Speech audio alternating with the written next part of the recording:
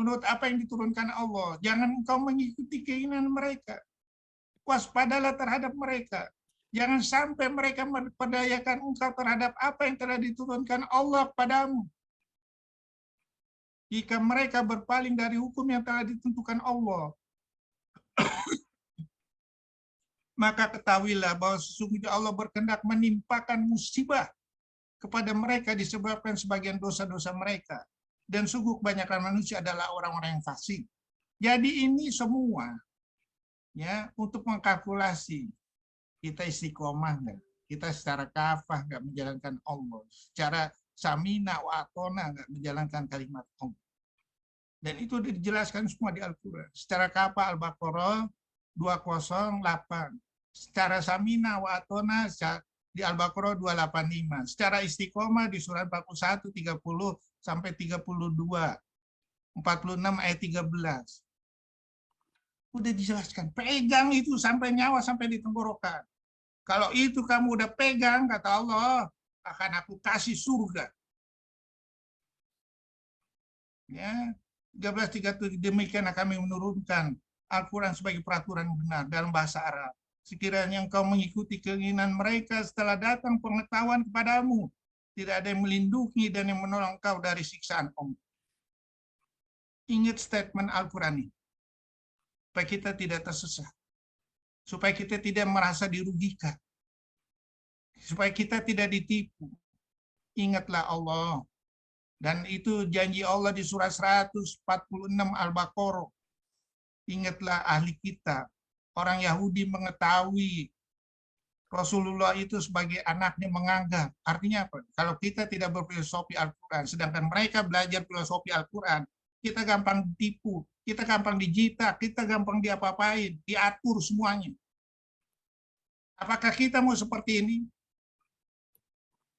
Padahal Allah udah bilang di surat 59 ayat 13, kamu adalah manusia yang paling ditakuti, melebihi takutnya terhadap Allah. Surat 3 ayat 110, kamu umat Islam adalah umat yang terbaik. Kuntum khairu ummati. Terbaik yang pernah dilahirkan oleh Allah ke bumi ini dengan berpedoman dengan filosofi Al-Quran. Umat terbaik, tapi kita meninggalkan filosofi Al-Quran. Kita meninggalkan dengan suatu statement yang seolah-olah kita nggak bisa belajar tanpa adanya guru. Padahal pembimbing kita langsung, kalau kita dengan filosofi Al-Quran, Allah langsung yang membawa hati kita. Orang bule belajar. Apakah orang bule itu lebih tahu tentang Al-Quran? Enggak, dia bisa belajar menerjemah Al-Quran menjadi suatu yang sangat luar biasa. Kita dengan statement itu kita takut malahan. Di mana nih yang benar? Di mana yang benar? Padahal Allah udah bilang, surat 3 ayat 7, ayat Muhammad mustasabiha, tapi orang nggak ngerti Al-Quran memfitnah makna Al-Quran. Tidak ada satupun di dunia ini mengetahui takwil Al-Quran, tapi orang yang pinter dan berakal akan mengatakan, oh ini maksudnya kalimat Al-Quran. Pertanyaannya, kita orang berakal nggak? Nggak mau ngikutin Al-Quran seluruh panca indera kita untuk Al-Quran? Enggak.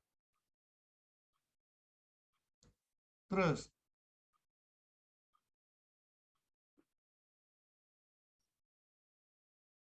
bila mengikuti Al-Quran itu kepada mereka, kemauan mereka, ya, udah dijelaskan, binasalah langit dan bumi dan semua yang ada di dalamnya. Bahkan kami telah memberikan peringatan kepada mereka, tapi mereka berpaling dari peringatan itu. Ingat hukum ini.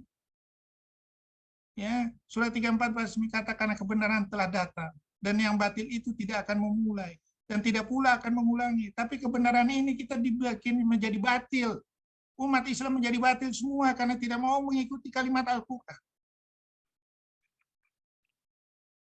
Bagaimana Islam mau bersinar?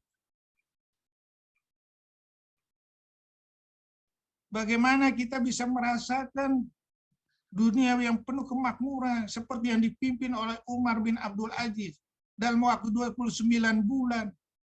Tidak ada orang yang mau menerima zakat. Bukan hanya manusia, tumbuh-tumbuhan, binatang-binatang merasakan kenikmatan rahmat dari menjalankan kalimat Al-Quran tersebut. Kita sekarang terhina dengan menjauhkan Al-Quran. Makanya Allah bilang, nanti suatu saat akan aku hadirkan, di mana umat Islam itu seperti orang diperebutkan, seperti kue yang diperebutkan. Padahal sahabat Rasulullah yang lain bertanya, apakah saat itu mereka sedikit? Tidak. Mereka adalah seperti buih, tapi tidak ada apapun artinya. Itu sudah dijelaskan di surat 13 ayat 17. Seperti buih, hilang. Ya, kenapa? Karena telah mereka mencintai awan. Apakah itu awan ya Rasulullah? Penyakit cinta. Akan aku cabut dari hati mereka rasa takut. Ya, jadi dia takut mulu. Takut dikasih ini, takut dikasih apapun, takut dibohongin juga, takut ini, takut, tapi takut sama Allah nggak ada. Takut untuk mempersiapkan kematian nggak ada. Gimana yang benar nih? Makanya saya bikin waktu itu kajian rasa gelisah yang dibangkitkan oleh seluruh orang pintar yang ada di dunia. Ya, tapi takut sama Allah enggak ada rasa gelisah untuk bertemu dengan Allah. Ya, terus dunia tidak dapat dan surga lepas. Ingatlah kalimat ini. Surat 2 ayat 120. Dan orang Yahudi dan Nasrani tidak akan rela padamu Muhammad sebelum kau mengikuti agama mereka. Katakanlah sesungguhnya petunjuk Allah itu petunjuk yang sebenarnya. Jika engkau mengikuti keinginan mereka setelah ilmu kebenaran sampai kepadamu, tidak akan ada yang pelindung bagimu dan penolong dari Allah. Artinya apa? Kita dijadikan teman sejawat orang Yahudi, orang Nasrani, supaya kita sama-sama masuk neraka. Tapi harta kekayaan kita kesedot sama Yahudi. Orang yang pintar. Dan Allah udah bilang di surat Al-Baqarah ayat 47, tahukah kamu aku telah melebihkan bangsa Yahudi itu dari bangsa yang lain saat itu. Tapi Yahudi nggak mau saat itu, dia pintar, hanya pintarnya saat itu. Supaya pintar untuk sampai dunia kiamat, belajar Al-Quran, filosofi Al-Quran, untuk menipu umat Islam sendiri. Walaupun dia bersih, walaupun dia banyak seperti bumi. Karena tidak berfilosofi dengan filosofi Al-Quran. Dan itu sudah dibuktikan waktu Habibie bertanya pada waktu sekolah di Jerman. Hei Anda Yahudi, kenapa Anda selalu nomor satu? Pertama nggak dikasih tahu. Terus udah gitu apa? Lama-lama dibongkar. Saya bangun jam 3 subuh. Saya mandi. Kemudian saya belajar filosofi Al-Quran. Nangis Habibie. Itu sebabnya saya nggak pernah juara satu. Habibie nangis. Saya sendiri yang mesti melupakan kalimat Al-Quran. Itu baru dari segi ilmu pengetahuan untuk dia menjadi juara satu. Dan itu tidak dipakai prinsipnya di dalam kehidupan Habibie. Akibatnya, maaf sekali lagi, anaknya pada waktu sakit, waktu Habibie sakit, nggak sempat melihat. Nggak sempat memelihara Habibie, dan disitulah gudangnya pembuka pintu sorga. Begitu juga istrinya. Ya Allah, apakah kita akan mendirikan suatu mayat-mayat yang berjalan, yang serba tertutup panca inderanya, tanpa kalimat Al-Quran? Begitu juga keturunan kita. Apakah itu yang kita ini kan? Atau kita supaya hatinya terbuka dengan kalimat Al-Quran, kita mulai mendidik sekarang ini, sehingga tidak ada penyesalan-penyesalan seperti orang pintar Habibie.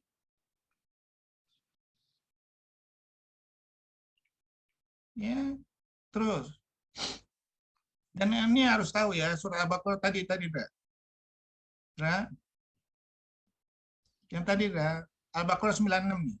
Manusia yang paling rakus di dunia. Sifatnya rakus apa? Mereka merubah sifat-sifat ya, makna dari Al-Qur'an di surat Al-Baqarah ayat 75. Yang lainnya disembunyikan. Ya, dan itu sudah dijelaskan. Surat Al-Maidah ayat 13, surat Al-Maidah ayat 42. Mereka suka merubah kalimat-kalimat Al-Qur'an dan mereka suka menyembunyikan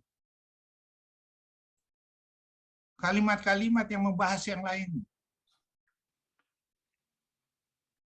Ya, misalnya mereka membahas kematian, nggak bisa maju, nggak bisa mundur, disembunyikan, nggak diungkapkan.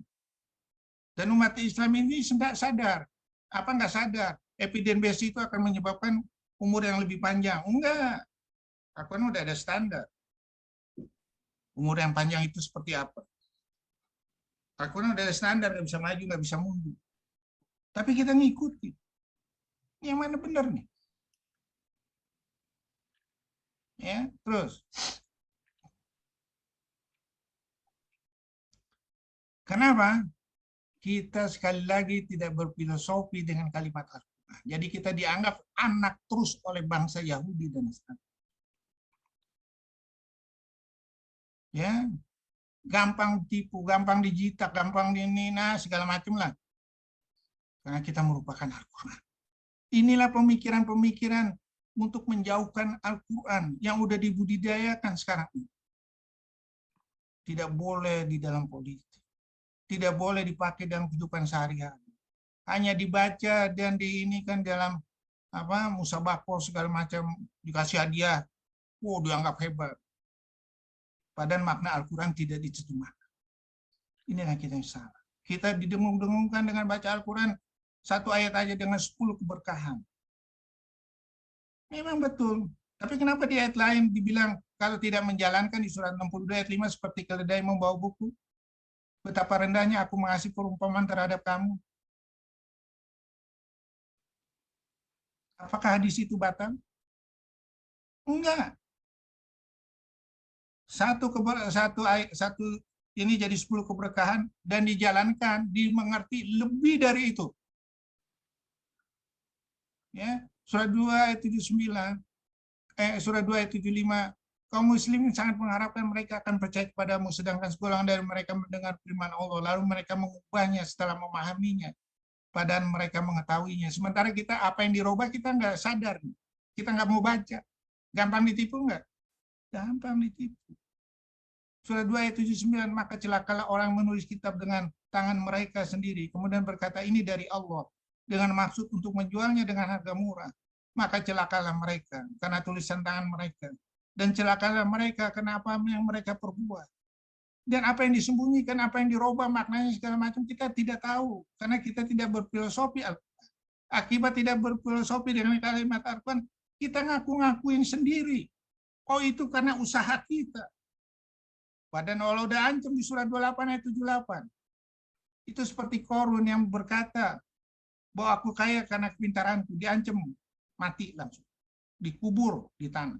Badan Allah diancam di surat 39 ayat 49 50. Apabila kamu menderita, kamu berdoa pagi, siang, dan malam. Apabila kamu dikasih keberuntungan, kamu berkata, oh ini karena kepintaran aku. Badan kata Allah itu adalah cobaan dari istiqomah nggak? Kalau nggak istiqomah, hilang seluruh apa yang kamu perbuat sebelumnya. Hati-hati. Hati-hati. Kalau kita sok-sok ngaku, ya seneng Yahudi kalau tertipu, orang jadi kawannya kok di neraka. Kita nggak sadar. Karena kita tidak berfilosofi dengan Al-Quran. Seneng Yahudi. Kita nggak belajar Al-Quran. Seluruh aset kita dibawa sama Yahudi. Dibawa sama orang-orang yang rakus dengan dunia ini. Karena kita tidak berusaha mencegahnya dengan filosofi. Terus, ditakuti dengan kematian. Udah berusaha ini. Padahal mati itu pasti. Nggak bisa maju, nggak bisa mundur. Dan itu udah diprogram. Ya, dialah yang menciptakan kamu dari tanah, kemudian dia menetapkan aja kematian dan batas waktu tertentu yang hanya diketahui oleh Allah. Ya. Wala jawlakum mintin sumakodo ajalum sama indahu antum tamtarun. Ya, jadi udah jelas. Kita udah diprogram semua. Bahkan waktu bukan hanya dari tanah itu, ya sebelumnya 50.000 tahun kita udah diprogram. Ya, karena kenapa kita ini gelisah segala macam? Karena kita tidak berpedoman dengan Al-Quran. Padahal mereka sendiri berbantah-bantahan dengan kalimat Al-Quran. Allah membuat perumpamaan di surat 39 ayat 29. Allah membuat perumpamaan yaitu seorang laki-laki hamba saya yang dimiliki oleh beberapa orang yang berserikat yang dalam perselisihan. Dan seorang hamba saya yang menjadi milik penuh dari seorang saja yaitu Allah. Adakah dua hamba saya itu sama keadaannya? Segala puji bagi Allah, tapi kebanyakan mereka tidak mengetahui. Kita digoncang dengan segala goncangan. Ya, dan mereka yang memperebutkan kita ini seperti makanan empuk. Kekayaan kita yang merupakan makanan empuk diperebutkan sama mereka. Kita nggak sadar. Karena kita lupa filosofi kebenaran mutlak. Terus, kebenaran dan keadilan. Dan kita sendiri selalu memutuskan perkara tidak berdasarkan Al-Quran. Padahal Allah sudah bilang, wahai orang beriman, jadi kamu penegak keadilan karena Allah. Ketika menjadi saksi dengan adil, janganlah kebencianmu terhadap suatu kaum mendorong kamu untuk berlaku tidak adil. Berlaku adillah, karena adil itu lebih dekat pada takwa. Dan bertakwalah kepada Allah. Sungguh Allah maha teliti apa yang terhadap apa yang kamu kerjakan. Surat 4 ayat 103, wahai orang beriman, jadi kamu penegak keadilan, menjadi saksi karena Allah, walaupun terhadap dirimu sendiri, atau terhadap ibu bapakmu dan kaum kerabatmu. Jika dia yang terdakwa kaya ataupun miskin, maka Allah lebih tahu kemaslahatan kebaikan. Dan Allah udah ngancam di surat 17 ayat 36. Janganlah kamu ya melakukan sesuatu yang tidak kamu ketahui dengan pasti. Karena seluruh panca indramu akan diminta pertanggungjawaban sama Allah. Panca indera yang tidak berfilosofi dengan kalimat Al-Quran akan diminta pertanggungjawabannya sama Allah. Dan Allah sudah bilang di surat 75 ayat 14, tubuhmu sendiri menjadi saksi bagi kamu. Surat 24 ayat 24, lidahmu, tanganmu, kakimu menjadi saksi bagi kamu. Surat 41 ayat 19 sampai 23, pada waktu mereka digiring ke dalam api neraka, hatimu, matamu, pendengaranmu, kulitmu, ngomong semua. Apa yang tidak sesuai dengan hati yang berdasarkan kalimat Al-Quran akan diminta pertanggungjawabannya sama Allah. Apakah kita nggak tahu? Jangan lepaskan seluruh panca indera ini untuk bersaksi, menjauhkan kalimat Allah. Hukum panca indera kita ini supaya seminimal mungkin kita jauh dari kalimat Allah. Supaya semaksimal kita bisa menjalankan kalimat Allah. Seminimal mungkin kita meninggalkan kalimat Allah. Bila perlu 100% secara kata. Sehingga tidak sempat panca indera ini bersaksi. Menjerumuskan kita masuk neraka.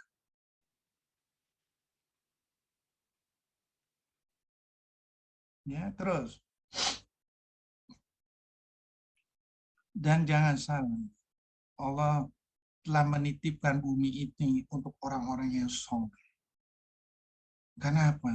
Rahmat bagi seluruh alam. Kita tidak mau berjuang untuk menyatukan supaya bumi ini dikuasai oleh orang-orang yang soleh. Khalifah-khalifah yang sebagai penerus generasi, sebagai rahmat bagi seluruh alam. Kita tidak ikut berpartisipasi untuk mendukung ke situ, baik di diri kita sendiri, pemikiran kita sendiri, pemikiran di keluarga kita tidak bangkitkan ini. Bagaimana tanggung jawab kita terhadap Allah? Ya. Di surat 21 ayat 107 sudah dijelaskan wa ma arsalnaka ila rahmatan lil alamin. Aku turunkan kaum Muhammad sebagai rahmat bagi seluruh alam. Pertahankan itulah terus sebagai rahmat bagi seluruh alam. Karena apabila kamu tidak mempertahankan itu, aku akan pergilirkan kamu sebagai manusia yang paling hina.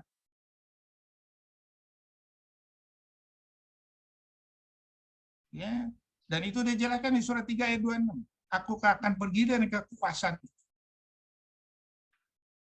Walaupun umat Islam itu banyak, walaupun umat non-Muslim itu sedikit, aku akan pergi dan dia berkuasa.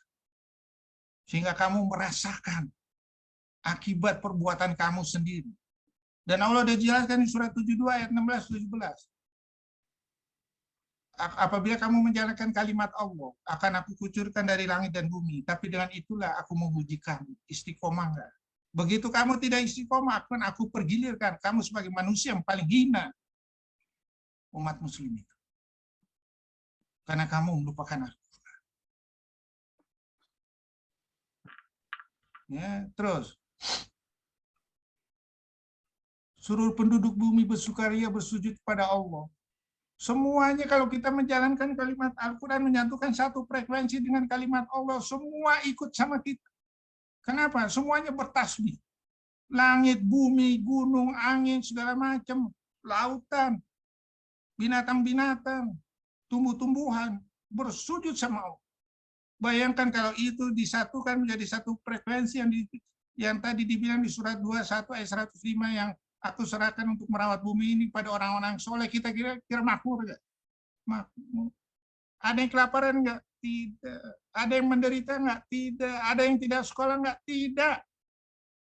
Karena kekuasaan yang dipilih itu, pemimpin yang dipilih itu dipimpin oleh orang yang takut untuk mempertanggungjawabkan terhadap Allah. Sehingga tidak pernah dia sekecil mungkin akan kesalahan. Seperti yang dilakukan oleh Umar bin Abdul Aziz. Karena itulah kebenaran mutlak. Ya, mari kita mempersiapkan pemimpin itu yang akan datang.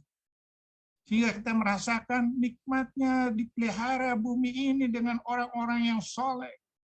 Orang yang takut kepada Allah. Orang yang selalu menyatukan kalimat Allah. Terus.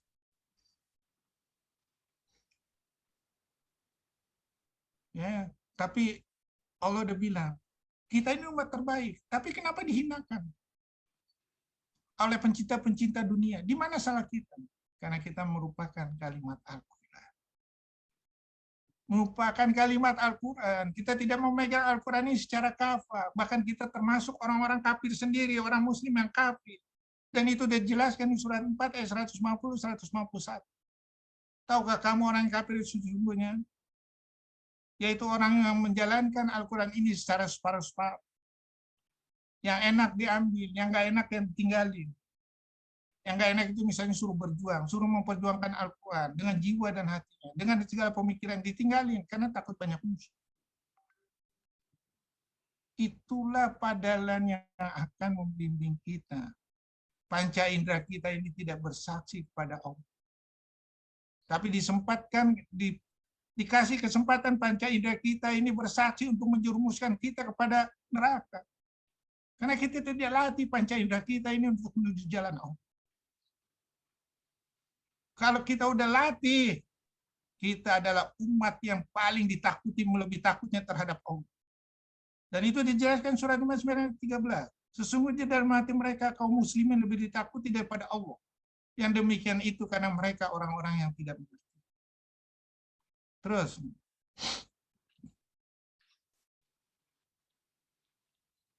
ini piece of water, piece of water. Ini Perdana Menteri Churchill. Kalau kamu mau mengalahkan umat Islam, jauhkan umat Islam itu dari rasa cinta kepada Allah dan Rasul-Nya. Rasa cinta untuk mempelajari Al-Quran, rasa rindu untuk mempelajari Al-Quran, rasa rindu untuk dipakai ke dalam kehidupan sehari-hari, rasa rindu terhadap surga. Kalau kamu bisa menjauhkan itu, umat Islam itu adalah umat yang paling hina. Mereka tidak akan bisa mengalahkan muslim yang mengamalkan keislaman, yang mengamalkan Quran dan sunnah dalam hidupnya, yang menjadikan mereka mencintai Allah dan Rasul melebihi cinta kepada dunia, bahkan melebihi cinta terhadap diri sendiri, dengan menjadikan ridho Allah sebagai impian. Untuk menghancurkan Islam itu mudah. keringkan saja airnya. Artinya keringkan keimanannya. Jauhkan dari Al-Quran, jauhkan dari sunnah, jauhkan dari masjid, jauhkan dari menteladani Rasulullah, jauhkan dari majelis ilmu. Muslim yang sudah jauh dari Al-Quran, jauh dari sunnah, jauh dari sholat, jauh dari rukun Islam, jauh dari rukun iman, jauh dari masjid, dari majelis ilmu, bagaikan ikan yang sudah bergelepar menunggu matinya karena tidak ada air.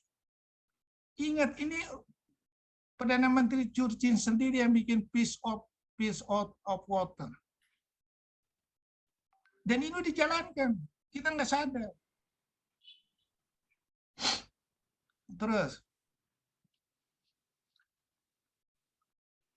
kalau mutlak masihkah kita menomorsyiankan Al-Quran? Katakanlah Muhammad, wahai ahli kita, kamu tidak dipandang beragama sedikit pun sehingga kamu menegakkan ajaran-ajaran Taurat, Injil dan Al-Quran yang diturunkan Tuhan kepadamu. Dan apa yang diturunkan Tuhanmu padamu pasti akan membuat banyak di antara mereka lebih durhaka dan lebih ingkar. Maka janganlah engkau berputus asa terhadap orang-orang kafir itu. Surah 49 ayat 15. Sesungguhnya orang mukmin yang sebenarnya. Jadi yang sebenarnya nih ya, yang di luar itu bukan sebenarnya itu orang mukmin.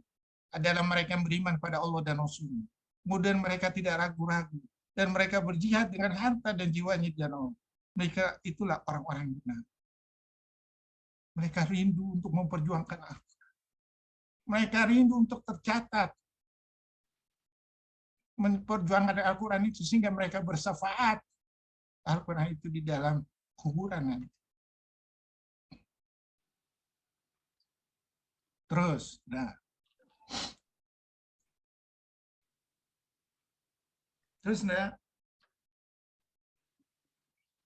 siapa yang lebih zalim kalau dari itu dibilang Al-Quran itu dari Allah semuanya masih menomorsyikan kalimat Al-Quran. Katakanlah bagaimana pendapatmu jika Al-Quran itu dari sisi Allah kemudian kamu mengingkarinya. Siapa yang lebih sesat daripada orang yang selalu berada dalam penyimpangan yang jauh dari kebenaran? Surah 46 ayat 10, katakanlah terangkan kepadaku bagaimana pendapatmu jika sebenarnya Al-Quran itu datang dari Allah. Kamu mengingkarinya. Padahal ada seorang saksi Bani Israil yang mengaku kebenaran yang serupa dengan yang disebut dalam Al-Quran itu. Lalu dia beriman. Kamu menyombongkan diri. Umat Islam menyombongkan sendiri. Al-Quran itu sudah ketinggalan zaman. Al-Quran itu tidak dipakai di dalam filosofi, di dalam kehidupan ini. Sungguh Allah tidak memberi petunjuk pada orang-orang jahil. Sampai berkata seperti itu. Di mana keimanan Al-Quran itu? Di mana engkau mengaku sebagai Muslim? Hanya di ucapan aja, oh nggak diterima. Surah 49 ayat 14. Pada waktu orang Badui bertanya, apakah aku telah beriman ya Rasulullah? Tidak. Imanmu masih baru sampai di lips, bibir. Belum masuk ke dalam hati. Oleh karena itu supaya masuk ke dalam hati, Allah sudah jelaskan. Ya, Muslim itu baru di dalam bibir. Mukmin itu udah menjalankan sampai ke hati. Terus muhsin itu menambah apa kekurangannya. Muhlis itu menjalankan dengan ikhlas. Baru yang terakhir ada muttaqin. Kalau udah menjalankan semua baru muttaqin. Dan Allah dijelaskan itu di surat Al-Baqarah 177. Yang disebut kamu beriman bertakwa kepada Allah itu bukan hanya menghadapkan wajahmu ke arah timur dan ke arah barat, tapi menjalankan rukun Islam, menjalankan rukun iman, dan menepati janji, dan bersabar di dalam penderitaan, dan bersabar di dalam peperangan, dan semuanya itu yang disebut orang yang bertakwa. Ya, kita lupai kalimat-kalimat Allah, karena kan kita tidak mau belajar secara sistematik Al-Quran itu seperti apa. Begitu nikmatnya kalau seandainya kita udah belajar Al-Quran ya, secara sistematik. Begitu rindunya hati kita ini. Begitu terbototnya hati kita ini untuk terus berfilosofi dengan kalimat Al-Quran. Terus dan kita udah diingatkan Al-Quran. Umur yang panjang itu di surah 29 ayat 14 seperti Nabi Nuh 1000 dikurang 50 tahun. Nggak ada artinya. Tapi kita ada artinya. Walaupun umur kita dihitung dengan 1 hari dengan 1000 tahun, 1 hari di sisi Allah 1000 tahun dunia, dengan kalimat Al-Quran berarti sekali. Kita bisa memperpanjang umur dengan kalimat Al-Quran ini. Kita bisa akan diingat dengan kalimat Al-Quran ini seperti yang dilakukan oleh Rasulullah beserta para sahabatnya. Utsman bin Affan, ya, infaknya itu sampai sekarang masih berjalan. Abdurrahman bin Auf sampai sekarang masih berjalan. Pertanyaannya, ada nggak suatu kekayaan yang sampai sekarang masih berjalan selama 14 abad? Dengan berfilosofi dengan mutlak kalimat Al-Quran? Ada nggak suatu ajaran yang sampai sekarang masih berjalan yang dibela mati-matian? Siapa yang berani mencerca Rasulullah, siapa yang berani mencerca Al-Quran, seluruh umat Islam akan rela nyawanya untuk menebusnya. Adakah suatu ajaran yang seperti itu? Nggak ada, kecuali dengan Al-Quran dan Sunnah Rasul. Terus, ya, jadi 1 hari sisi Allah sama dengan 1000 tahun di dunia. Ya, melihat masa depan ini hanya bisa dengan kalimat Al-Quran. Karena Allah bilang, surat 72 ayat 26-28, tidak ada satupun yang mengetahui perkara yang gaib, kecuali Allah, kecuali terhadap Rasulnya yang telah aku tahu perkara gaib itu. Rasul-Rasul yang aku cintai. Ya, Rasulullah ini yang dicintai Rasulullah SAW. Berupa apa? Al-Quran. Melihatlah masa depan dengan kalimat Al-Quran. Kita bakal gagal masuk neraka. Atau kita bakal berhasil masuk surga dengan kalimat Al-Quran. Kita tidak bisa melihat suatu kematian. Oke, tapi kematian itu pasti. Kalau pasti, bagaimana kita mempersiapkan dengan kalimat Al-Quran di dalam kita memperoleh nanti dalam kehidupan yang lebih lanjut. Dengan kalimat Al-Quran. Orang kafir yang tidak berfilosofi dengan kalimat Al-Quran. Mereka nggak sadar. Mereka nggak tahu. Mereka berkata, bagaimana kami mungkin dibangkitkan? Padahal kami telah hancur tulang-tulang. Apa jawaban Allah di dalam Al-Quran? Surat Al-Baqarah. Firman Allah di dalam Al-Quran surat Al-Baqarah 28. Kaifa takfuruna nasa billahi wa kuntum amwatan fa ahyakum summa yumitukum summa yuhyikum summa ilaihi turja'un. Ingatlah pada waktu itu kamu tidak ada. Kamu menjadi ada. Dalam keadaan lemah, dalam keadaan bayi. Kemudian kamu menjadi kuat. Kemudian kamu lemah lagi. Kemudian mati lagi. Apakah kamu tidak lihat itu ilmunya?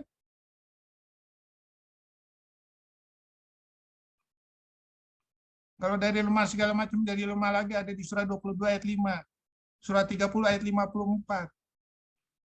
Ya, nggak sadarkah itu? Aturan main Allah. Dan Allah bilang melihat masa depan dari surat Ar-Rum aja. Abu Bakar turun dengan Ubaid ini pertempuran Romawi dan Persia berselisih. Bagaimana? Dibilang di situ tentara Romawi akan dikalahkan oleh tentara Persia dan waktu beberapa tahun lagi tentara Persia akan dikalahkan tentara Romawi hanya berdasarkan lihat masa depan dengan kalimat Al-Quran dan waktu 9 tahun untung 100 unta. 100 miliar, kalau satu unta itu 1 miliar, 100 miliar tanpa usaha, tanpa segala macam. Itu baru dari 1 kalimat Allah atau 2 kalimat Allah. Bagaimana kalau seluruhnya? Lebih dari itu. Kecil memandang dunia masa depan ini dengan kalimat Al-Quran. Sampai kita umur pun berakhir, kita bisa memandang surga. Dan Allah dijelaskan di surat 6 ayat 67. Ya, kamu akan lihat kebenaran Al-Quran dan waktu sekejap lagi. Ya, surat 38 ayat 88. Kamu akan melihat kebenaran Al-Quran dan waktu sekejap lagi. Surat 51 ayat 5, surat 51 ayat 23. Kamu akan melihat kebenaran seluruh Al-Quran. Ini baru 1 di zaman Rasulullah yang diperlihatkan kalimat Al-Quran untung 100 miliar, 100 pun. Apalagi yang lain. Dan Allah telah membuktikan kebenaran kalimat Al-Quran dengan segala macam tekniknya, segala macam. Dan itu mereka pelajarin orang-orang di luar muslim yang mempelajarinya Yahudi, sementara kita meninggalkan kalimat Al-Quran. Kita ditakut-takutin, oh untuk belajar Al-Quran harus ada ilmunya. Harus ada orang yang pintar belajar. Pertanyaan, perlukah sekarang ini? Kita bisa dilihat di YouTube. Sementara yang Yahudi, orang Nasrani, orang di luar muslim belajar seenaknya aja tuh Al-Quran untuk mencoba untuk menjadikan suatu keberuntungan mereka, sementara kita meninggalkan karena kita takut. Ini pikiran di mana ini? Sehingga jadi orang bodoh terus. Gampang ditipu terus. Karena ditakut-takuti dengan kalimat itu. Terus, sungguh kebencianmu melebihi kebencian dari Allah. Dan itu dijelaskan. Ya, wahai kaumku, bagaimanakah kamu ini? Aku menyuruhmu kepada keselamatan, tetapi kamu menyuruhku ke neraka. Mengapa kamu menyuruhku agar kafir kepada Allah dan mempersekutukannya dengan sesuatu yang aku tidak mempunyai ilmu tentang itu? Padahal aku menyerumu beriman kepada yang maha perkasa, maha pengampun. Sesungguhnya orang yang kafir pada mereka pada hari kiamat di surga. Sungguh kebencian Allah pada dirimu, padamu jauh lebih besar daripada kebencianmu pada dirimu sendiri. Ketika kamu diseru untuk beriman, lalu kamu mengingkari. Jadi jangan salah. Siapa yang lebih jolim? Surah 4152, surah 46 ayat 10. Kamu sendiri yang lebih jolim. Kamu sendiri lebih benci terhadap dirimu sendiri. Karena kamu melupakan Al-Quran sebagai filosofi. Terus, kalimat Al-Quran itu, cobalah kita renungkan. Ya, akal ini nggak bisa menembus kalimat Al-Quran. Kecuali akal yang diridhoi Allah. Akal yang berfilosofi dengan filosofi Al-Quran. Contohnya apa? Yang disebut anak, kita bangga. Anak itu memperoleh anak banyak, ya, itu adalah anak kita. Padahal Allah udah bilang di surat 11 ayat 45 46 pada waktu Nabi Nuh itu kan anak mau tenggelam, itu adalah keluarga. Bukan. Itu bukan keluargamu, bukan anakmu, karena mereka tidak beriman. Dan Allah udah ancam lagi di definisi surat 3 ayat 10. Anakmu, hartamu jadi bahan bakar api neraka. Secara definisi dunia itu anak kita, tapi definisi Allah tidak. Definisi Allah dia bakal jadi bahan bakar api neraka. Definisi kita memberi, kita pasti dunia itu akan hitung, matematiknya akan rugi. Dan Allah sudah menjelaskan di dalam Al-Quran surah Al-Baqarah 268, setan akan membisik-bisikan supaya kamu pikir, karena kamu kalau memberi itu rugi. Padahal Allah sudah bilang, kalau kamu memberi itu adalah hukum aksi dan reaksi yang melebihi daripada hukum-hukum Newton. 3. In asantum dan fusikum wa in asantum pada. Hukum Newton ini antara dia sama objek. Hanya sekali aja. Tapi hukum Allah, apabila kamu berbuat kebajikan menjadi 7-700. Bisakah dimasukkan akal? Al-Baqarah 261. Dan saya akan bertanya lagi di kalimat itu. Apakah ini berlaku manusia sama manusia? Manusia sama tumbuh-tumbuhan? Atau di dalam tubuh sendiri ada prinsip kalimat-kalimat Allah? Bagaimana menjadikan suatu ilmu yang belum pernah dilukiskan sama manusia sehingga menjadi suatu ilmu yang sangat luar biasa. Mereka berusaha melalui stem cell. Diciptakan adult stem cell, embryonic stem cell. Padahal itu sudah ada ciptakan Allah. Allah sudah bilang di surat At-Tin, "Laqad insana fi ahsani taqwim." Sebaik-baik bentuk. Bisa diprogram untuk tumbuh lagi, bisa dipakai untuk ini lagi. Bisa ditransfer untuk memakai tubuh yang menderita. Tapi filosofi itu kita lupakan. Hanya orang yang di luar muslim yang belajar, yaitu Yahudi. Kita tertinggal terus. Sampai bisa dibikin produknya itu dalam bentuk aloderm. Yang harganya satu lembar Supratul itu sekitar 30 juta. Sementara kita melupakan itu. Kita memakai produk itu yang mahal. Untuk dipakai di bangsa kita sendiri yang mengeluarkan biaya yang begitu mahal. Pertanyaannya, perlu nggak? Padahal Allah udah ciptakan tadi lokat olakna fi asanitak. Perlu nggak? Kenapa? Kita nggak mau berpikir nih, sebagai saintis kita tidak mau berpikir. Ada kalimat yang lebih hebat dan murah daripada itu. Yaitu filosofi Al-Quran. Cara membedakannya juga udah ada. Yang memberi itu, yang terbaik itu adalah tersembunyi. Yang menerimanya juga kalau perlu nggak tahu. Itu udah ada dibahas di dunia kedokteran dalam bentuk estetik subunit. Al-Quran udah bilang 14 abad yang lalu. Pertanyaannya, kenapa kita tidak mau mengeksplor? Jangan-jangan orang Yahudi ini belajar dari Al-Quran. Dia bisa menerjemahkan, sementara kita tidak bisa menerjemahkan. Kenapa? Kita adalah yang hina karena tidak berfilosofi dengan filosofi Al-Quran. Terus, wabillahi taufiq wal hidayah. Assalamualaikum warahmatullahi wabarakatuh.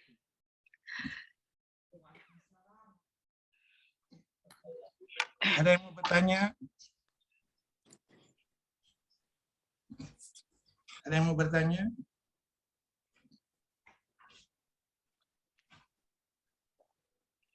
Ngerti ya urutannya ya, kalimatnya ya. Yang saya susun ada yang nggak ngerti nggak? Ada yang lompat-lompat nggak?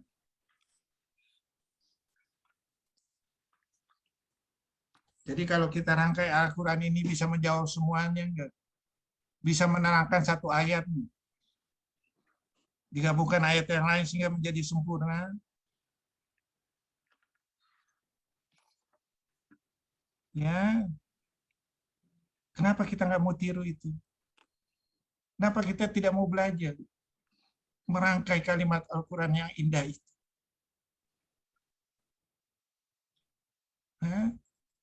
Sehingga kita terpana, rindu untuk terus belajar. Terbetot hati kita untuk menerjemahkan Al-Quran. Ya, silakan ada yang mau bertanya.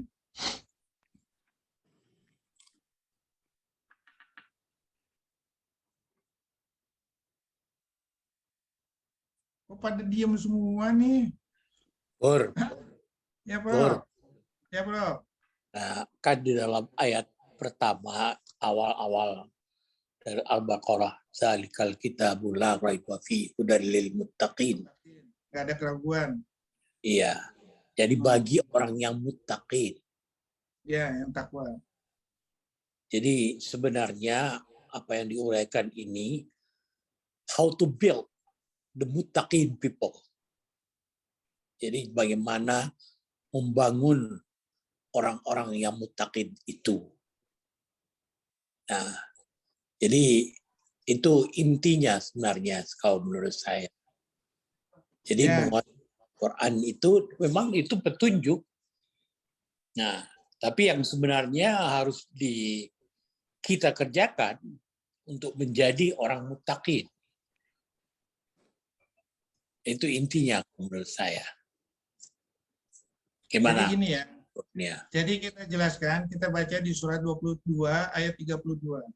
Bukti kamu sebagai orang yang bertakwa itu adalah menjalankan siar-siar Allah. Coba bacain surat 22 ayat 32. Bu Indah, siapa? Iya, Pak. Iya, Dok. 2232. Iya, Dok. Demikianlah perintah Allah, dan barang siapa mengagungkan syiar-syiar Allah, maka sesungguhnya hal itu timbul dari ketakwaan hati. Apabila kita menjalankan syiar-syiar Allah, akan aku tambah menuju kepada ketakwaan hati itu. Yaitu surat 47 ayat 17. Walajinah tadau jadau muda wa ta'um taqwahu. Coba bacain. Ayat 17. Dan orang-orang yang mendapat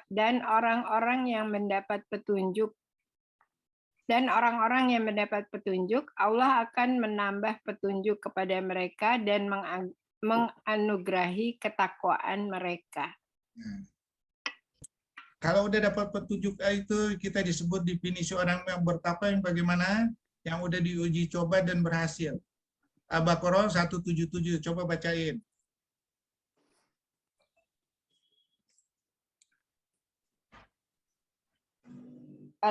Kebajikan itu bukanlah menghadapkan wajahmu ke arah timur dan ke barat, tetapi kebajikan itu ialah kebajikan orang yang beriman kepada Allah, hari akhir, malaikat-malaikat, kitab-kitab, dan nabi-nabi, dan memberikan harta yang dicintainya kepada kerabat, anak yatim, orang-orang miskin, orang-orang yang dalam perjalanan atau musafir, peminta-minta, dan untuk memerdekakan hamba sahaya yang melaksanakan salat dan menunaikan zakat.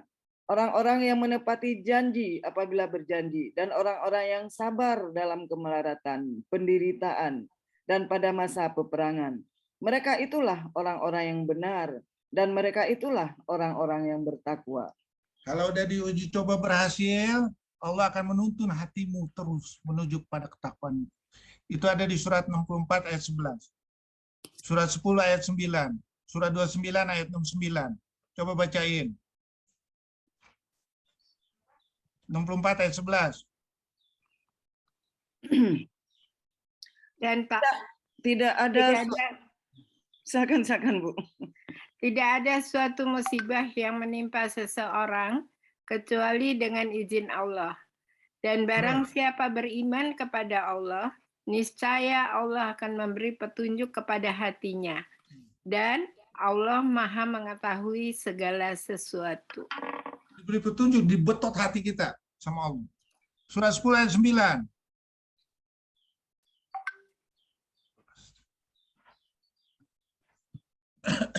Sesungguhnya orang-orang yang beriman dan mengerjakan kebajikan niscaya diberi petunjuk oleh Tuhan karena keimanannya. Mereka di dalam surga yang penuh kenikmatan, mengalir di bawahnya sungai-sungai. Karena keimanan ketakwaan diberi petunjuk terus. Kalau kita ada di hati kita menuju pada Allah, diberi petunjuk terus, kita akan selalu diberikan Furqan 8 ayat 29. Untuk pembeda. Pembeda. Ya, terus bacain 8 ayat 29. Wahai orang-orang yang beriman, jika kamu bertakwa kepada Allah, niscaya Dia akan memberikan Furqan, kemampuan membedakan antara yang hak dan batil, kepadamu dan menghapus segala kesalahanmu dan mengampuni dosa-dosamu. Allah memiliki karunia yang besar. Kalau udah diberikan Furqan, Allah akan menuntut sesuatu yang paling berharga, yaitu hikmah membaca Al-Quran. Al-Baqarah 269. 269. Itulah harta yang terbesar yang diberikan Allah. Dia memberikan hikmah kepada siapa yang Dia kehendaki. Barang siapa diberi hikmah, sesungguhnya dia telah diberi kebaikan yang banyak. Dan tidak ada yang dapat mengambil pelajaran kecuali orang-orang yang mempunyai akal sehat. Yang disebut akal sehat itu yang mana? Itu udah ada dijelaskan surat 3 ayat 190-191. Coba bacain. Sesungguhnya dalam penciptaan langit dan bumi dan pergantian malam dan siang terhadap tanda-tanda bagi orang yang berakal, yaitu orang-orang yang mengingat Allah sambil berdiri, duduk, atau dalam keadaan berbaring. Dan mereka memikirkan tentang penciptaan langit dan bumi seraya berkata, "Ya Tuhan kami, tidakkah Engkau menciptakan semua ini sia-sia? Maha suci Engkau, lindungilah kami dari azab neraka." Orang yang selalu panca inderanya takut kepada Allah. Orang yang selalu panca inderanya selalu menuju jalan Allah. Itulah yang disebut akal sehat. Kalau kita udah dapat gelar definisi akal sehat dan bertakwa sama Allah, Allah akan menjadikan hukum yang namanya hukum bandul. Surat 3 ayat 135, surat 7 ayat 201. 135. Begitu dibisikin, ada yang bisikin, setan yang bisikin segala macam, cepat sadar, cepat insaf, bertobat sama Allah. Itu hukum bandul. Surat 3 ayat 135 bacain. Dan juga orang-orang yang apabila mengerjakan perbuatan keji atau menzalimi diri sendiri, segera mengingat Allah, lalu memohon ampunan atas dosa-dosanya, dan siapa lagi yang dapat mengampuni dosa-dosa selain Allah, dan mereka tidak meneruskan perbuatan dosa itu, sedang mereka mengetahui. 7 ayat 201, hukum bandulnya tetap berlaku. 7 ayat 201. Dan dia setan bersumpah kepada keduanya. 7201. 7201.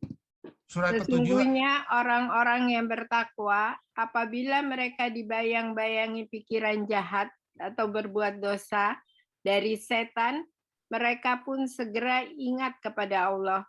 Maka ketika itu juga mereka melihat kesalahan-kesalahannya. ya, udah dikasih hikmah. Hikmah itu tahu nggak? Membaca kalimat Al-Quran, menafsirkan kalimat Al-Quran itu sangat berlimpah. Makna Al-Quran itu dibuka sama Allah. Ya, insya Allah kalau kita menjalankan itu, kita dibuka makna hikmah itu. Sehingga apa? Tidak ada ragu-ragu. Walaupun kita ditodong dengan ayat muhkamat dan mustasabihat, kita tidak berfilosofi dengan filosofi seperti orang kafir untuk memfitnah Al-Quran. Tapi orang berakal dan berilmu mendalam akan mengatakan, oh ini maksudnya hikmah Al-Quran itu. Coba bacain surat 3 ayat 7.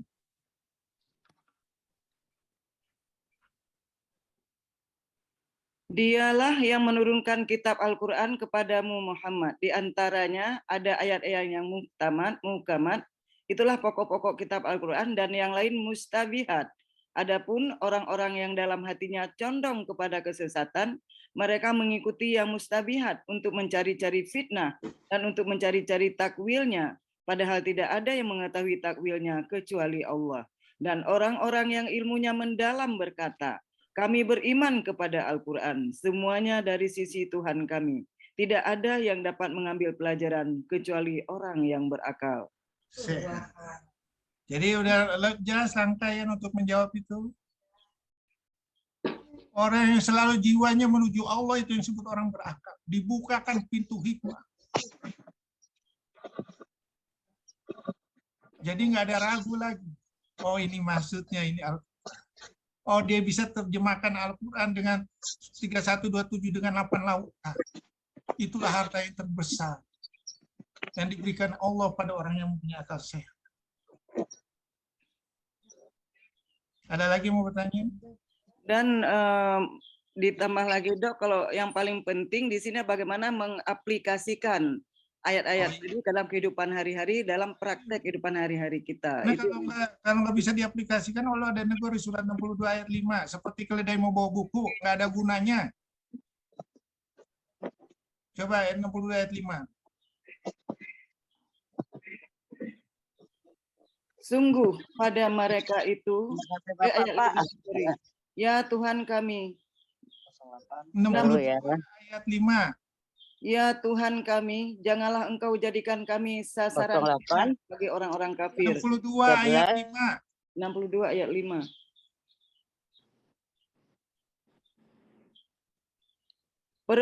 Perumpamaan orang-orang yang diberi tugas membawa Taurat, kemudian mereka tidak membawanya, tidak mengamalkannya, adalah seperti keledai yang membawa kitab-kitab yang tebal. Sangat buruk perumpamaan kaum yang mendustakan ayat-ayat Allah. Dan Allah tidak memberi petunjuk kepada orang-orang yang zalim. Orang yang nggak menjalankan Al-Quran sesuai dengan panca-inderanya yang tidak dibuka, tadi kan udah saya kasih tahu, sebagai mayat yang berjalan, tertutup hatinya.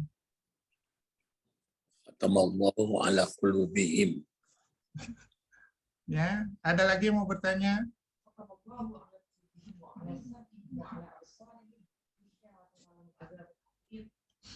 Saya Dok. Ya, silakan.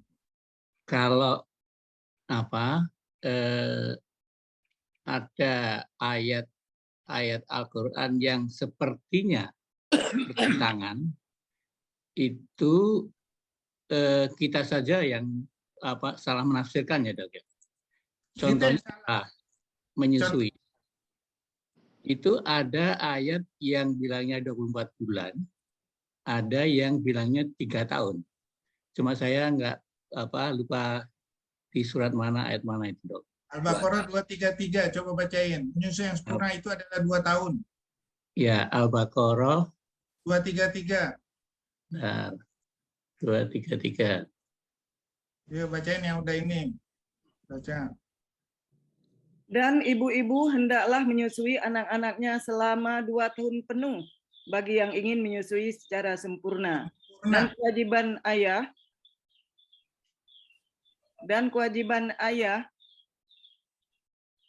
Terus. menanggung nafkah dan pakaian mereka dengan cara yang patut. Seseorang tidak dibebani lebih dari kesanggupannya. Janganlah seorang ibu menderita karena anaknya, dan jangan pula seorang ayah menderita karena anaknya. Ahli waris pun berkewajiban seperti itu pula. Apabila keduanya ingin menyapi dengan persetujuan dan permusyawaratan antara keduanya, maka tidak ada dosa atas keduanya. Dan jika kamu ingin menyusukan anakmu kepada orang lain, maka tidak ada dosa bagimu memberikan pembayaran dengan cara yang patut. Bertakwalah kepada Allah dan ketahuilah bahwa Allah Maha melihat apa yang kamu kerjakan. Itu di ini ya, seperti apa Rasulullah dulu dipelihara sama ibu susunya. Itu dicontohin. Halimatus Salimah ya, kalau nggak salah ya. Halimatus Sa'diyah. Ya, Halimatus Sa'diyah. Nah, yang berlawanan apa contohnya? Itu ada di surat 64 ayat 11. Coba baca. Wa ma soba min musibatin illa biiznillah. Tidak ada musibah menimpa kamu tanpa seizin Allah. Ya. Terus maknanya di surat 42 ayat 30. Ma asoba min musibatin fabima kasabat aydikum wa yafu'an kasiro. Artinya apa? Musibah itu terjadi karena ulah kamu. Artinya ada diizinin Allah. Jadi ada yang bertentangan kan nih? Ada yang sedikit ini kan? Pertanyaan saya, mana musibah yang langsung diizinkan sama Allah? Misalnya di surat 7 ayat 31. Makan jangan berlebih. Kita makan berlebih. Langsung musibahnya timbul nggak? Badan gemuk. Terus sudah gitu aktivitas jadi terbatas. Terus sudah gitu kita kena penyakit kencing manis. Terus kita penyakit jantung. Ya. Terus musibah apa lagi yang diizinkan Allah karena perbuatan manusia sendiri? Surat 17 ayat 32. Jangan kau dekati zina. Karena itu perbuatan yang mungkar apa-apa. Apabila kita berzina, saat itu dikasih nggak musibah sama Allah langsung? Ada yang ketahuan nih baru-baru ini, pramugari dengan pilot ketangkap sama istrinya baru-baru aja. Ya, langsung HIV. Ya, langsung penyakit macam-macam. Kenapa bisa penyakit macam-macam? Kenapa timbulnya penyakit macam-macam itu? Kenapa? Pertanyaannya. Ada yang bisa jawab nggak di sini? Kenapa? Secara ilmiah bisa jelaskan. Karena setiap manusia, cewek mau campur sama laki lain itu harus ada melalui masa idah. Ya, itu ada di Al-Baqarah 268, Al-Baqarah 234. Apabila masa idah ini dilanggar, ya, misalnya jadi 1 bulan atau jadi 1 minggu, walaupun yang nyampur ini orang yang bersih laki-lakinya, akan jadi penyakit. Ini udah dijelaskan, diteliti sama Profesor Ben Gurion, ahli di Institut Pasteur, orang Yahudi. Ya, ternyata ya masa idah itu berlaku untuk menghilangkan sifat-sifat genetik dari suami sebelumnya. Kalau tolong dianut dong, ya, sifat genetik sebelumnya. Nah, apabila masih ada sifat genetik itu dicampur, ya, dia mekanisme pertahanan setempatnya akan berkurang sehingga akan memudahkan untuk jadi penyakit. Allah dijelaskan di Al-Quran. Profesor Ben Gurion. Ya. Nah, jadi hati-hati. Kalimat Al-Quran ini nggak boleh dilanggar. Dibuktikan sama Allah. Makanya Allah bilang di surat 6 ayat 67, Nikuli nabain mustaqarru wa sawfa ta'lamun. kamu akan melihat kebenaran Al-Quran itu sebentar kemudian. Surat 6 ayat 67. Coba bacain lah.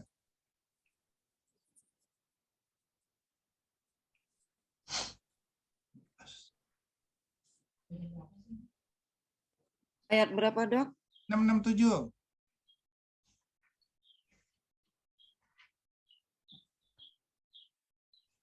Setiap berita yang dibawa oleh Rasul, ada waktu terjadinya, dan kelak kamu akan mengetahui.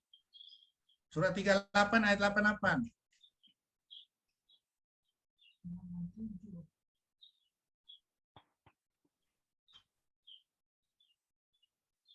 Dan sungguh, kamu akan mengetahui kebenaran beritanya Al-Quran setelah beberapa waktu lagi.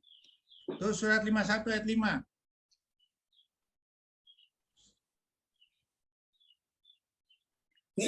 Apa yang dijanjikan kepadamu pasti benar. Surat 51 ayat 23.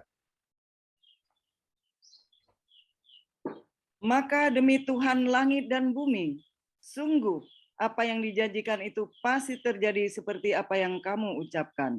Siapakah yang menentukan itu bakal terjadi? Kita sebagai umat Muslim pertengahan untuk membuktikan kebenaran kalimat Al-Quran. Itu ada di surat Al-Baqarah 143. Coba bacain.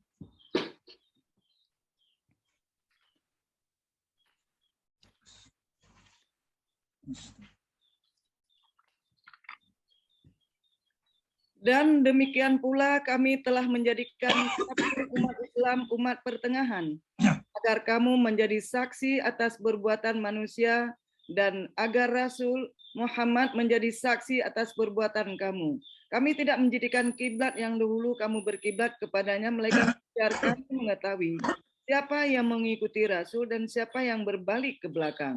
Sungguh, pemindahan kiblat itu sangat berat kecuali bagi orang yang telah diberi petunjuk oleh Allah. Dan Allah tidak akan menyia-nyiakan imanmu. Sungguh Allah Maha Pengasih, Maha Penyayang kepada manusia. Ini waktu memindahkan kiblat dari Masjidil Aqsa ke Madinah. Tapi pertanyaannya, apakah enggak menjadi saksi untuk yang kalimat-kalimat Al-Quran yang lain itu dilanggar? Sama persisnya.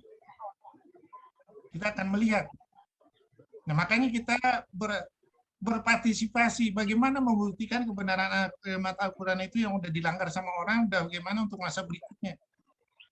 Untuk menerjemahkan. Yang insya Allah kita akan dijadikan suatu syafaat nanti yang bakal membela kita nanti.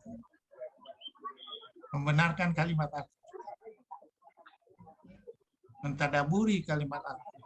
Membuka wawasan pemikiran kalimat Al-Quran. Ya, itu tugas umat kita nih sekarang. Ya, makanya yang penting itu mentadaburin Al-Quran. Dan itu sudah dijelaskan di surat 47 ayat 24. Apalah yatadabuna Qur'ana am ala qulubin aqfaluha. Coba bacain dah. 47:24. Afala yatadabbarunal Qur'ana am ala qulubim aqfaluha. Maka tidakkah mereka menghayati Al-Quran ataukah hati mereka sudah terkunci? Jadi Al-Quran itu harus dihayati, dimasukkan ke dalam hati, dikomplitkan seperti tadi Al-Baqarah 97. Rasulullah itu dimasukkan oleh Jibril itu Al-Quran ke dalam hati. Bukan di telinga, bukan di mata, bukan ini. Jadi diresapin semua. Ini kan ke hati, diolah ke hati. Karena jenderal terbesar itu adalah hati di dalam tubuh kita. Dan itu sudah dijelaskan di surat 83 ayat 14. Di dalam dirimu ada sebongkah daging, yaitu hati. Apabila kotor hatinya, kotor semua. Coba baca yang surat 83 ayat 14. Ayat 83, surah 83 ayat 14. Nah. Sekali-kali tidak, bahkan apa yang mereka kerjakan itu telah menutup hati mereka. Supaya dibuka, dibersihkan dulu dengan kalimat Al-Quran. Panca indera yang lain buka juga supaya bersamaan kita dengan kalimat Al-Quran. Supaya kita disebut sebagai gelar yang mempunyai akal sehat, bukan akal binatang. Dan Allah udah bilang di surat 7 ayat 179.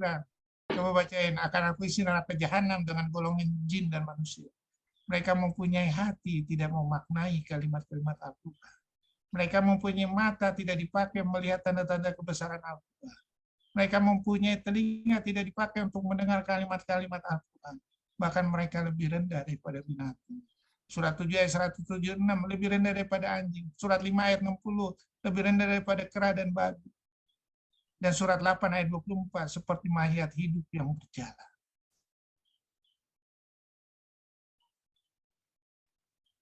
Ya, jadi hati-hati.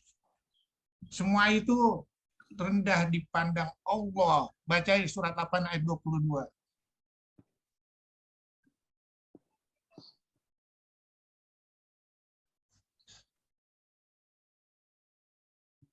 Ayat 22.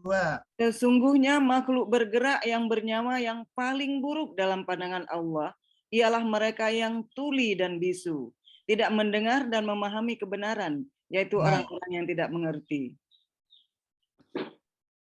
Ya, jadi harus dimengerti, bukan hanya dibaca, harus dijalankan juga. Satu paket. Ya. Ada lagi mau bertanya? Maaf Dok, belum jawab pertanyaan saya tadi.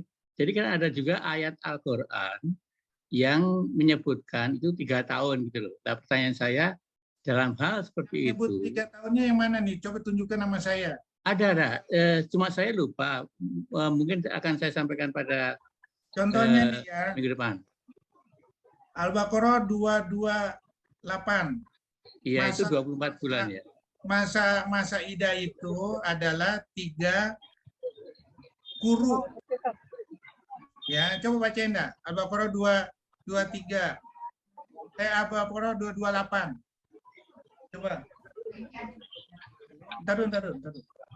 Al-Baqarah 228 bacain. Dan para istri yang diceraikan wajib menahan diri mereka menunggu 3 kali kuru. Tidak boleh bagi mereka menyembunyikan apa yang diciptakan Allah dalam rahim mereka. Nah, sekarang kita udah ada dulu. Al-Baqarah 234. Kenapa waktu meninggal ya harus 4 bulan 10 hari masa idahnya? Kita teliti. Ya, maknanya apa? Coba baca Al-Baqarah 234. Dan orang-orang yang mati di antara kamu serta meninggalkan istri-istri, hendaklah mereka istri-istri menunggu 4 bulan 10 hari. Kemudian apabila telah sampai akhir idah mereka, maka tidak ada dosa bagimu mengenai apa yang mereka lakukan terhadap diri mereka menurut cara yang patut. Dan Allah Maha mengetahui apa yang kamu kerjakan. Jadi harus diteliti. Jawabannya harus diteliti. Pasti kebenarannya ada semua di situ untuk menjelaskan. Ya, maaf dok, saya waktu itu sempat bawa pulang buku itu. Saya lagi di masjid di Amerika itu. Ke perpustakaannya saya dapat itu yang ayat ini barusan ini diterjemah. Ada peneliti-penelitinya. Cuma nggak tahu lagi saya taruh di mana karena udah lama kan. Insya Allah saya akan cari lagi, nanti saya akan kemukakan hasil penelitian dari ayat 234 ini. Ya, nah itu kan 1 3 kuru 4 bulan 10 hari. Nah, ini dibilang lagi di hadis ya, contohnya apabila kamu dijilat anjing ya, kamu harus dicuci dengan 7 tanah. Orang udah neliti bagus. Ya, karena kalau cuma dicuci sama air nggak sebersih dicuci dengan tanah. Itu ada penelitiannya. Coba buka aja di YouTube. Ya itu diteliti. Yang jelas yang sempurna itu adalah 2 tahun. Mau 3 tahun, mau 4 tahun boleh aja. Ada anak yang disusui 4 tahun ada. Tapi yang namanya definisi sempurna itu 2 tahun. Kalau mau lebih jadi 3 tahun ya nggak apa-apa. Tapi orang udah neliti, 2 tahun itu udah cukup. Karena yang sampai tahun ketiga nggak ada manfaatnya, harus makanan tambahan yang nambahnya. Ya, makanya itu harus diteliti. Nah, tadi nih contohnya satu lagi. Ya, kita nih anjing segala macam haram hukumnya. Tapi kenapa dengan anjing ini ya lidahnya bahkan kalau kita dijilat itu harus dicuci dengan 7 Air tanah. tanah. Nah, tapi kenapa dibilang di surat ayat Al-Maidah ayat 4, coba bukan ayat 4 atau ayat 5. Kenapa anjing berburu ini dipakai yang udah dilatih, yang udah ini berburu, udah dilatih berburu segala macam, hanya pada waktu ngambil binatang buruan, terus sudah gitu diucapkan dengan kalimat Allah, kok bisa langsung dimakan? Kenapa bisa dimakan? Apakah dengan ucapan kalimat Allah akan lebih menetralisir ini daripada dicuci dengan 7 tanah? Ini harus dianalisa, ini pertanyaan-pertanyaan ilmiah yang paling baik untuk diteliti. Jadi Al-Quran itu sudah dibilang, aku bikin Al-Quran itu dengan banyak perumpamaan. Untuk memudahkan mereka belajar. Surat 39 ayat 27. Perumpamaan ini kita harus kaji.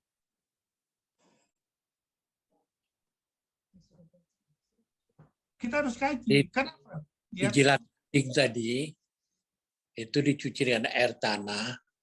Ya 7 kali. Iya, itu DNA yang lengket di kulit itu akan hilang. Iya. Dan air saja tidak. Yang meneliti itu adalah anak Kiai Haji Ahmad Dahlan di Thailand, yang sekarang jadi guru besar di University of Chulalongkorn, Thailand. Gampang kan? Mungkin dia dapat gelar doktor dari penelitian itu. Kalau kita mau dapat gelar ribuan doktor, gampang pakai Al-Quran aja. Satu ayat Al-Quran, satu doktor, Dok ya. Kalau 6.300 sekian, berarti berapa dokter udah dapat itu? Nah, gampang. Jadi ide itu gampang melalui Al-Quran. Ya, banyak. Bagaimana menyatukan satu frekuensi ini dengan tubuh? Misalnya, saya diskusi barusan tadi pagi sama istri, kenapa Allah itu, Al-Quran itu untuk menyembuh untuk penyakit yang ada di dalam dada. Bagaimana caranya supaya betul-betul jadi penyembuh?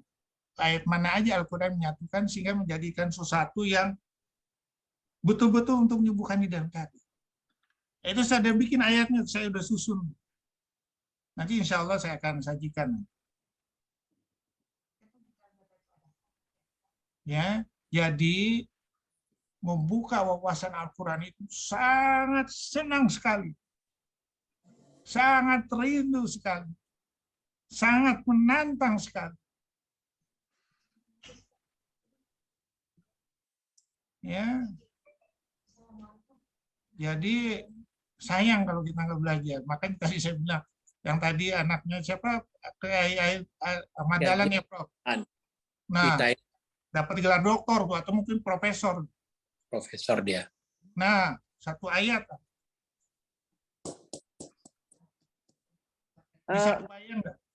Maaf Dok, saya juga pernah baca di Google bahwa air tanah itu kan saya juga penasaran dulu ya kenapa rabies itu waktu SMA tuh kenapa rabies itu bisa hilang, kan ada rabies di mulut si anjing itu, kok bisa anjing gila itu kalau digigit kok bisa kita cuci pakai tanah. Nah dikatakan dalam tanah itu ada unsur yang bisa mematikan kuman rabies itu, dia katakan. Saya banyak dulu baca. Jadi satu itu aja udah banyak penelitian. Belum kalau diteliti yang diucapkan waktu dilepaskan dengan kalimat Al-Quran nih anjing ini. Coba bacain ya surat 5 ayat 4. Al-Maidah ayat 4. Mereka bertanya kepadamu Muhammad, apakah yang dihalalkan bagi mereka? Katakanlah, yang dihalalkan bagimu adalah makanan yang baik-baik dan buruan yang ditangkap oleh binatang pemburu yang telah kamu latih untuk berburu. Yang kamu latih menurut apa yang telah diajarkan Allah kepadamu. Maka makanlah apa yang ditangkapnya untukmu. Dan sebutlah nama Allah waktu melepasnya. Dan bertakwalah kepada Allah. Sungguh, Allah sangat cepat perhitungannya. Ya, apakah dengan menyebut nama Allah ini penyakit hilang? Kita nggak tahu. Kita teliti. Asik kan nelitinya? Makanya kayak tadi saya bilang, in asantum anfusikum wa in asantum pala. Apabila kamu memberi untuk dirimu sendiri, berlaku antara manusia sama manusia, manusia sama tumbuhan, manusia sama binatang, atau di dalam tubuh sendiri. Bagaimana di dalam tubuh sendiri ini, ya kita perlakukan sesuai dengan hukum Al-Quran, karena Allah udah bilang, itu Al-Quran itu in huwa illa dzikrul lil alamin, untuk rahmat bagi seluruh alam, termasuk tubuh sendiri harus ngikutin. Nah, bagaimana berlakunya kita untuk menantang prinsip rekonstruksi ini? Saya udah bikin tuh. Ya, proposal penelitiannya waktu itu saya sempat kasih Prof. Mulis itu yang 7 proposal penelitian. Waktu saya disuruh sekolah doktor sama Prof. Mulis, saya nggak mau, saya tantang Prof. Saya dalam waktu 2 minggu saya bisa bikin 8 proposal penelitian. Begitu belum 2 minggu, saya kasih 7 proposal penelitian saya. Dari Al-Quran semua.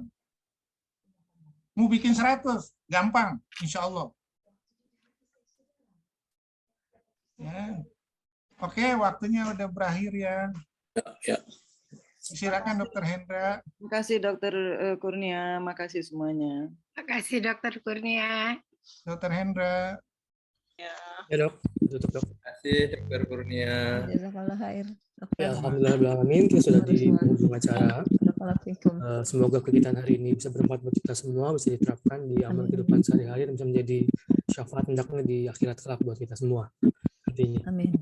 Sekali lagi diharapkan dengan kegiatan ini diharapkan kita bisa mentadaburi Al-Quran secara mandiri, dan untuk pembahasan di kemudian hari bisa dilakukan lebih baik, lebih tajam gitu kan, dengan dalil yang tentunya berdasar saat cerita nantinya.